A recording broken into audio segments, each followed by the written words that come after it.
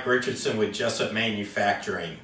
In this month's newsletter, we're going to highlight our glow-in-the-dark products. Do you know that Jessup is the largest manufacturer of glow-in-the-dark films in North America? It's true.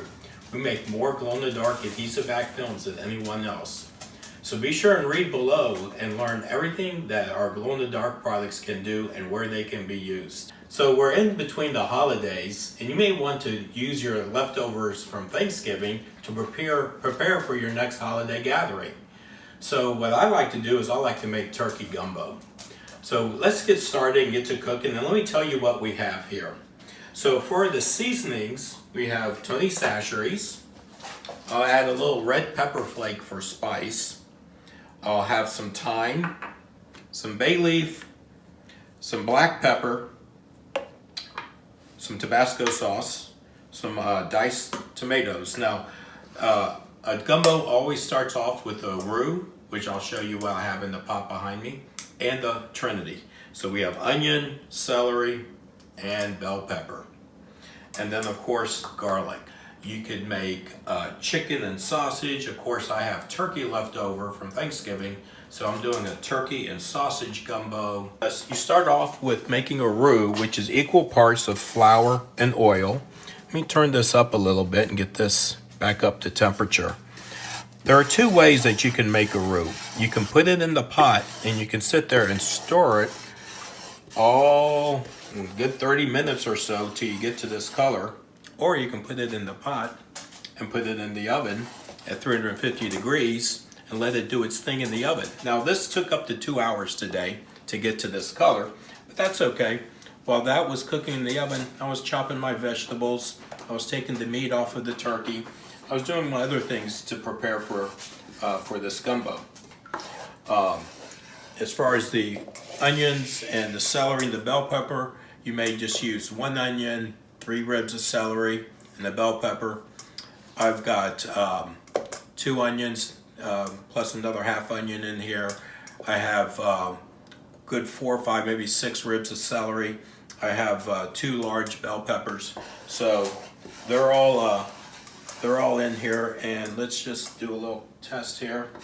See if my onion is. I think I'm gonna get this hot. The onion is starting to boil a little bit there. See, it's kind of moving there. So we'll go ahead and put this in. You always want to keep your roux moving around in your pot because you don't want to burn the flour. And then once you burn it, you have to start all over again. So keep moving it. We'll go ahead and dump this in. Now that will stop your roux from cooking. And we're gonna get this going. We want to cook the vegetables for about 10 minutes until they're tender and the onions become translucent. After about 2 minutes in here, I'm going to add the garlic and then bring it on up to its finished. After the vegetables get cooked, what I have over here is I have some okra. Okra is another one of those ingredients you can add to a gumbo. Back here I have some chicken stock that's warm. Now this isn't just plain chicken stock. This is the drippings from the turkey. I threw in some turkey gravy that I made from Thanksgiving. I also have homemade chicken stock in here as well too that I made from scratch. Alright, so the vegetables have been sauteing in our roux mix here, and I've added the garlic. It smells delicious. Now what I want to do is to continue to build flavor by adding some of my dry spice. So got the Tony Chachere's. Any other Cajun seasoning will do. Not that much. You can always add more later. This is very salty. You just can't take it out once you got it in there. So a few red pepper flakes in there. I like to add some thyme to it. Okay, I think that's enough. And some black pepper. Okay, so now I'm just going to incorporate this in, keeping my base for my gumbo moving. and getting those vegetables tender. And I'll be back in just a few minutes. All right, we're getting at that point now where I've got the vegetables cooked down enough, and they will always continue to cooking when it comes time for this gumbo to simmer on the stove. So now I want to add the tomatoes. Some people don't add tomatoes to their gumbo. My mom swears up and down that tomatoes do not belong in a gumbo. I can tell you what, they belong in my gumbo. All right, so we'll get those tomatoes in there, and we will add the okra.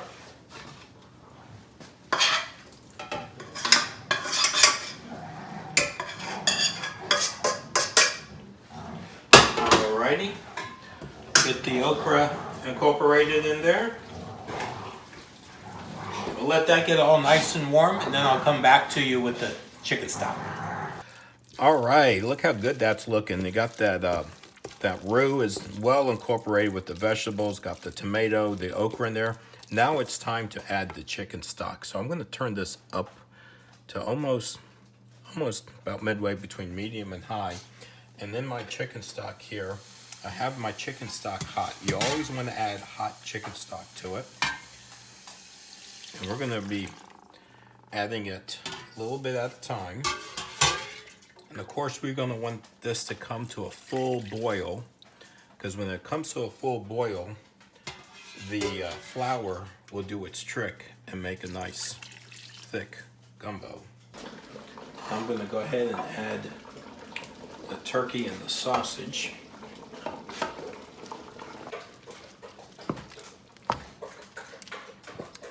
There we go. That's what I'm talking about right there. All right, we're ready to plate this up. Let's take a look at the gumbo and see how it came out.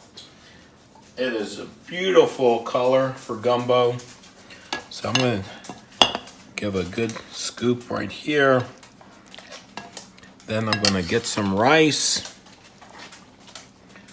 And a nice bit of rice right in the middle of your gumbo.